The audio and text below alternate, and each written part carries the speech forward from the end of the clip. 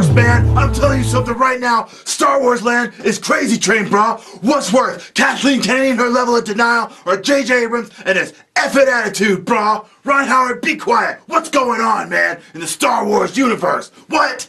Welcome to the Superfan Show. I am Grendel. Rath time, baby! Rath.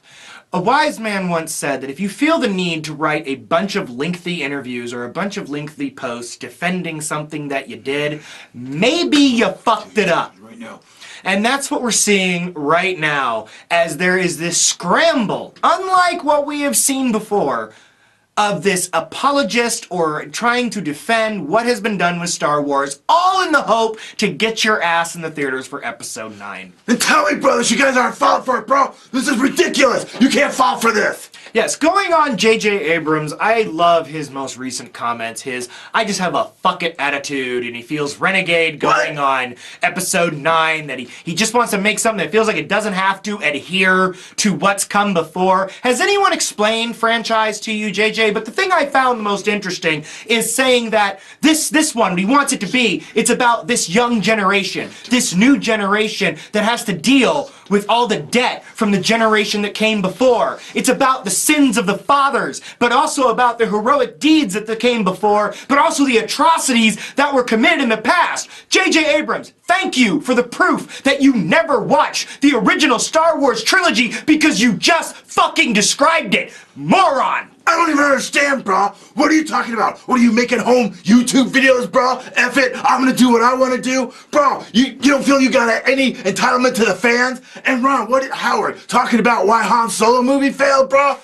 The level of denial around here is just insane, bro. I can't even keep up, man. Everything's running off the rails. I'm telling you something, bro. Right now, the hardcore fans didn't go see Han Solo because we were still ticked off about The Last Jedi. Ron, wake up. Stop drinking Kathleen Kennedy's Kool-Aid. Kathleen Kennedy, bro, talking about how, the Star Wars universe.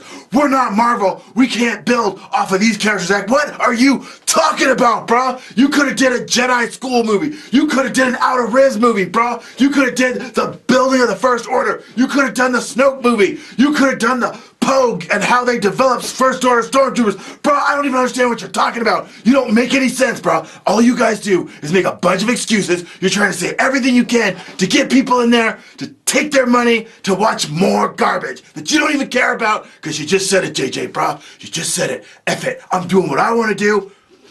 And that's it. I gotta be true to me. Well, guess what, bro? I'm gonna be true to me. And I'm putting the belt.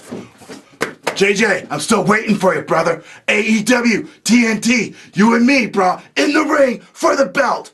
I'll put the belt up, and you put The Last Jedi up, bro. You put that Rise of Skywalker up. That's the one I want, bro. And if I win, nobody's gonna see your crappy movie.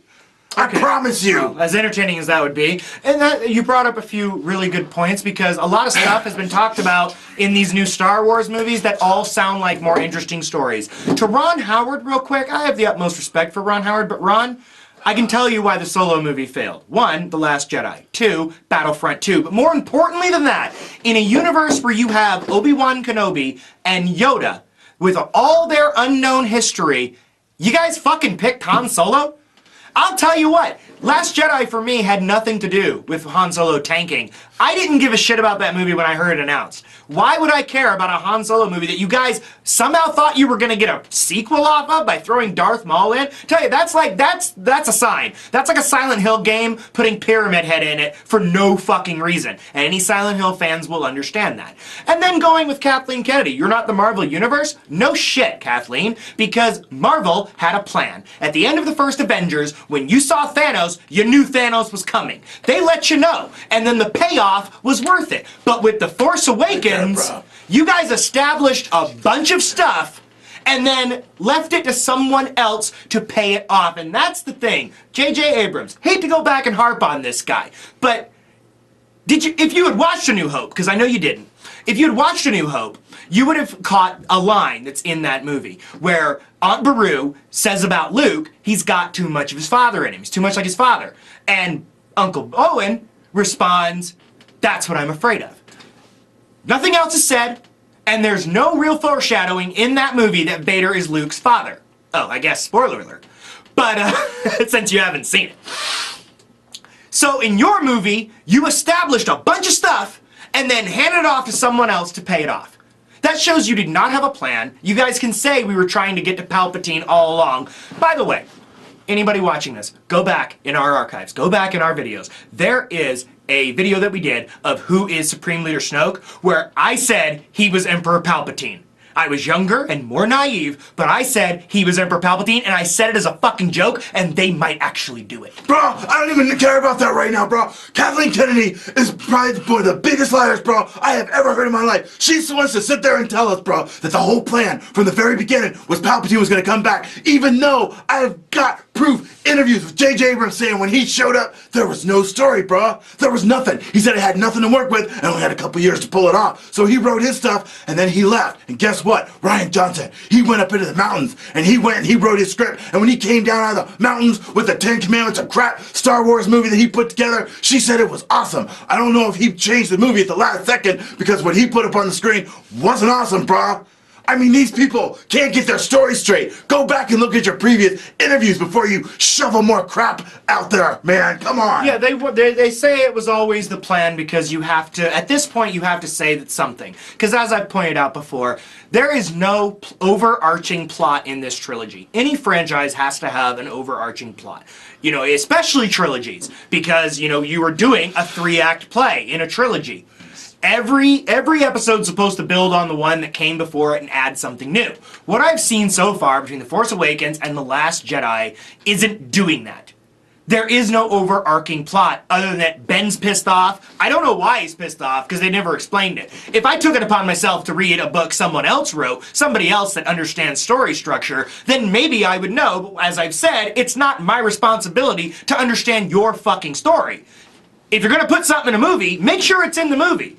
So that's all we've got. He's pissed, Rey's gonna be a Jedi, and the Resistance and the First Order are fighting for reasons. Again, we don't even care about that, bro. To all the millions of YouTube fans we got out there, bro, and all the other people doing shows, I think I figured this out, bro. Kathleen Kennedy and J.J. Abrams and Rian Johnson and now Ron Howard are all trolling us, brah. They are trolling us. They aren't even trying to cover up the crap that they put out, brah. They are running a work. They know this movie is garbage, and all they're trying to do is stir up controversy because nothing they say, brah, makes any sense. It could be, and that might be why Kathleen Kennedy said that they need to show a new type of evil. Not the evil that existed in the 1970s. Evil's different now. In the post-World War II era. So, Kathleen, since you used World War II, Nazis today would be cool? Nazis back then, not so much? How the fuck does evil change? Evil doesn't change. Evil is basic.